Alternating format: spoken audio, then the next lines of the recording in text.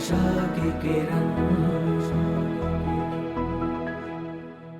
અને મનુષ્ય શરીર મળ્યું છે પણ એટલા માટે, પ્રભુમાં પ્રેમ કરવા માટે અને પ્રભુ રાજી થવા કામ કરવા માટે.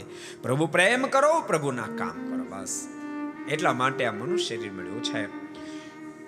પહેલો ક્રમ તો પ્રેમનો જ છે, પણ એ લેવલ સુધી બધા નથી પહોંચી શકતા.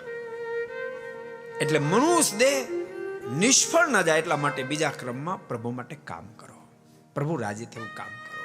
પ્રભુ રાજી થયું કામ કરો એટલે મંદિરો નિર્માણ કરવા, એમાં સેવા કરવી, સત્સંગ કરવો, સમય ઉત્સવ કરવા, ગાયોની સેવા કરવી, ગૌશાળામાં મદદરૂપ થવું, કોઈને એજ્યુકેશન મદદરૂપ થવું, કોઈને મેડિકલમાં મદદરૂપ થવું, કોઈની આંખના આંસુ લૂછવા, કોઈની આંતરડી ઠારવી, આ બધા જ ભગવાનના કામ છે. અને ભૂલતા નહીં, ભગવાન સ્વયં સીધા નથી આવતા, પણ કોઈને નિમિત્ત બનાવે. ભાગશાળી વ્યક્તિ એમાં નિમિત્ત બને.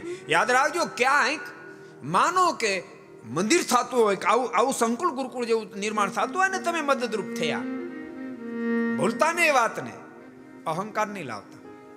જેટલા ઠાકોરજી નિમિત્ત બનાવે બધા ભાગશાળી, એવું હૃદયથી નક્કી કરશો.